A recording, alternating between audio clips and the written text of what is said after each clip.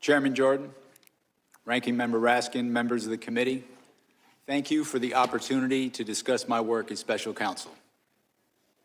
I love my country and believe deeply in the core principles upon which it was founded.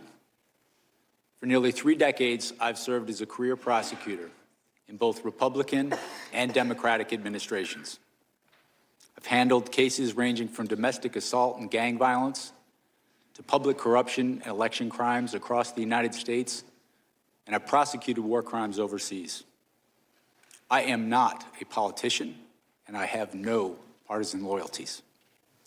My career has been dedicated to serving our country by upholding the rule of law. Throughout my public service, my approach has always been the same: follow the facts and the law without fear or favor. Experienced prosecutors know that specific case outcomes are beyond our control. Our responsibility is to do the right thing, the right way, for the right reasons. These principles have guided me through my career, including as special counsel. I'm proud of the work my team did, and I appreciate the opportunity to appear here today to correct false and misleading narratives about our work. During my tenure as special counsel, we followed Justice Department policies, we observed legal requirements, and took actions based on the facts and the law.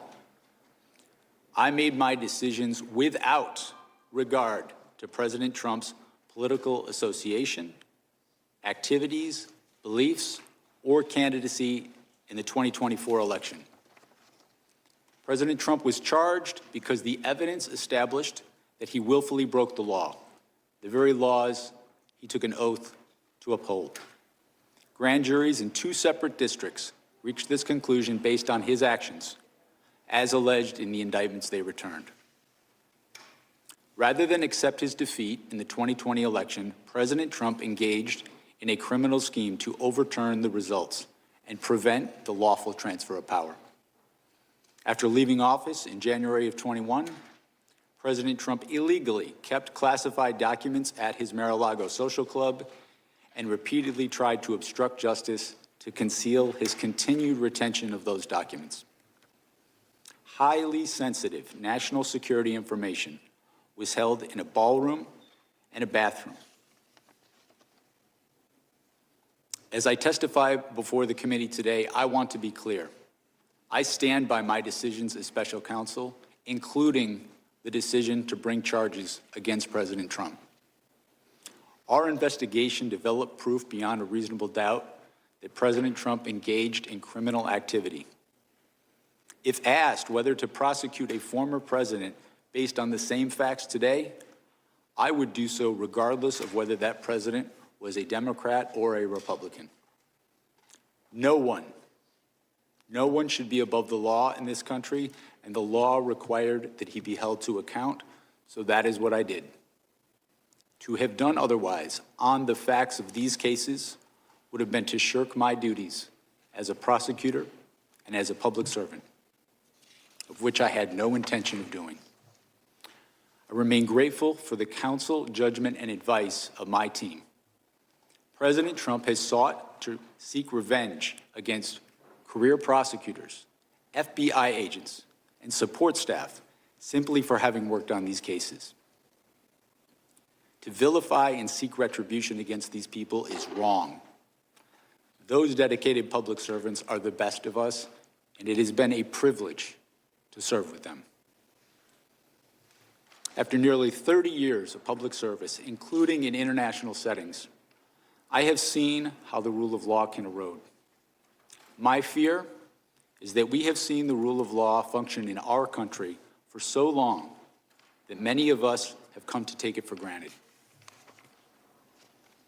The rule of law is not self-executing. It depends on our collective commitment to apply it. It requires dedicated service on behalf of others, especially when that service is difficult and comes with costs. Our willingness to pay those costs is what tests and defines our commitment to the rule of law and to this wonderful country. Thank you. My decisions as special counsel, including the decision to bring charges against President Trump.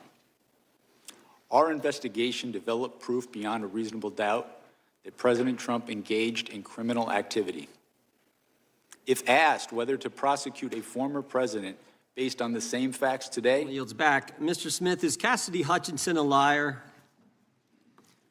She was their star witness, January 6th committee, their star witness in one of those staged and choreographed hearings they paid the former president of ABC News to put together.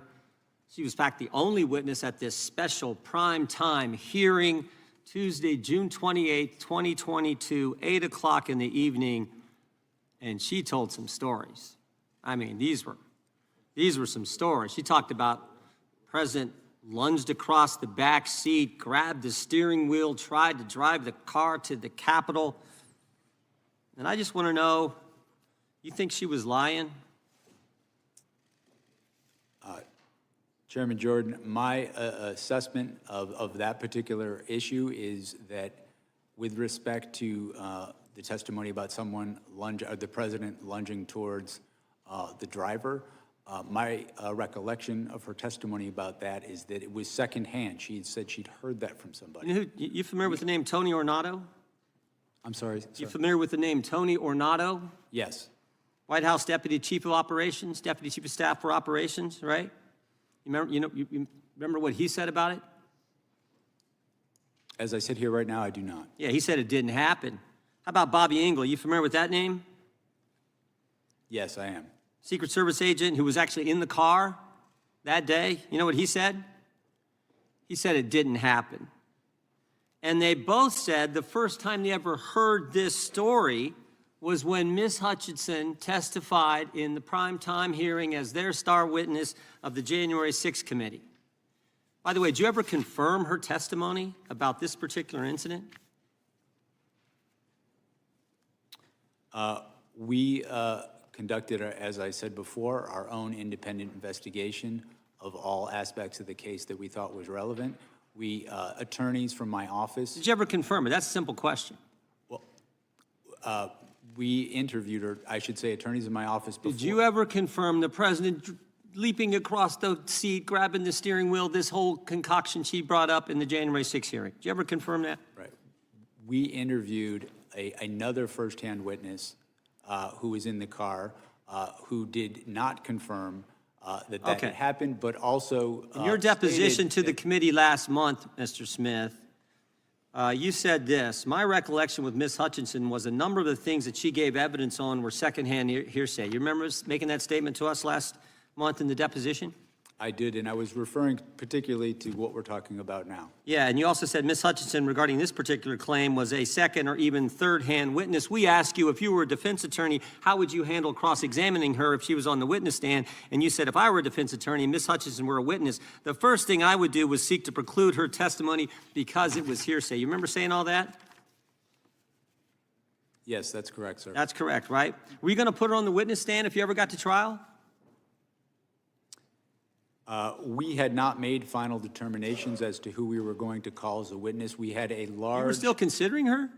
We had a large choice of witnesses in this case. Are you familiar with what Washington Post reporters Carol Leonnig and Aaron Davis said in their book? They did this book, 300-some pages book on Chronicle and the whole investigation at the Justice Department. And here's what they said on page 310. They said, Jack Smith had wondered whether some of Hutchinson's claims might be relied upon at trial. Still, at one point, Smith told the elections team he wasn't ready to give up on Hutchinson's account. Ultimately, however, Trump administration officials uniformly, fiercely disputed her accounts under oath. Prosecutors on your team told Smith they wouldn't want to use Hutchinson as a witness in court, and Smith agreed. Are Carol Leonnig and Aaron Davis, who wrote this, are they lying? My recollection is that I certainly had not made any final determinations about who we were going to call. And that's the point. That is the point. The fact that they used her in a primetime hearing and you won't rule out using her, or didn't rule out using her, putting her on the witness stand when everybody knows she wasn't telling the truth, that says it all. That's the degree the left and Democrats were willing to go to get President Trump, putting on the witness stand someone everybody knows is making it up. Everybody knows that.